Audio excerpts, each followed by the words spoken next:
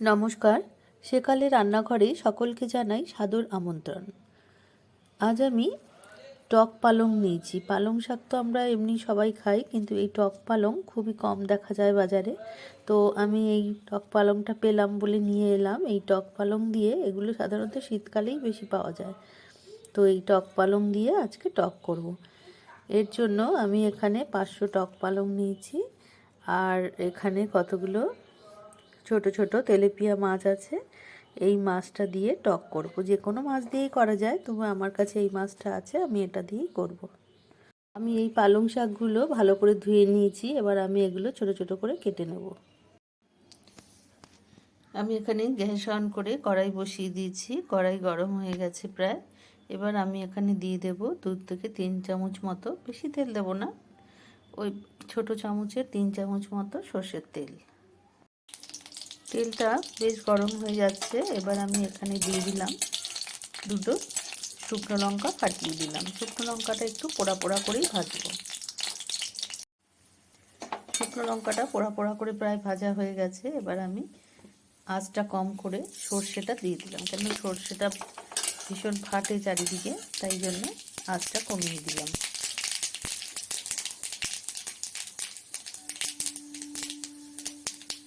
সর্ষেটা ভাজা ভাজা হয়ে গেছে। এবার আমি পালং শাকগুলো দিয়ে দেবো। দিলাম 2টো কাঁচা লঙ্কা, টমেটো,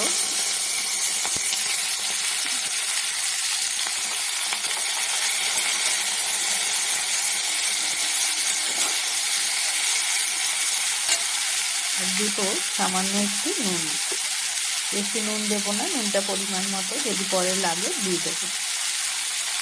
সব কিছু দিয়ে এবার পালং শাকটা আমি একটু ঢেকে দেবো। তাহলে কী হবে, তাড়াতাড়ি শাকটা নরম হয়ে যাবে।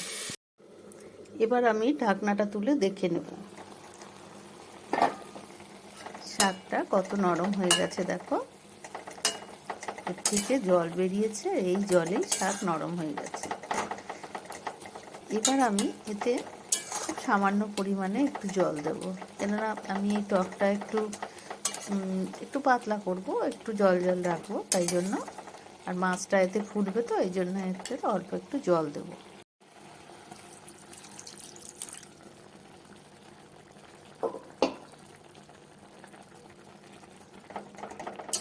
আর এবার এই জলটা দিলাম, আর এতে একটু হলুদ দিয়ে দিচ্ছি।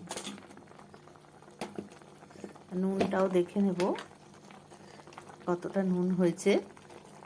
এই অল্প হলুদ দিয়ে দিলাম, টকে বেশি হলুদ দেওয়ার প্রয়োজন নেই, একটু হলুদ দিলাম। আর এবারে মাছগুলো দিয়ে দেব। ছোট ছোট তেলাপিয়া মাছগুলো তো দিলামই, আর ঘরে বেশ কয়েকটা ভাজা চিংড়ি ছিল, চিংড়িগুলো দিয়ে দিলাম। যে কোনো মাছ দিয়েই করতে পারো। এইবারে টকটা প্রায় ফুটেই গেছে, আর আমি বেশি শুকাবো না। এবারে আর কিছু না, এবারে গ্যাসটা আমি অফ করে দেবো। ব্যাস, হয়ে গেল আমার টক পালংয়ের টক, মাছের টক। বন্ধুরা, এই রেসিপিটা যদি তোমাদের ভালো লেগে থাকে, তাহলে অবশ্যই বাড়িতে ট্রাই করো, আর কেমন হলো কমেন্ট করে জানাতে ভুলো না।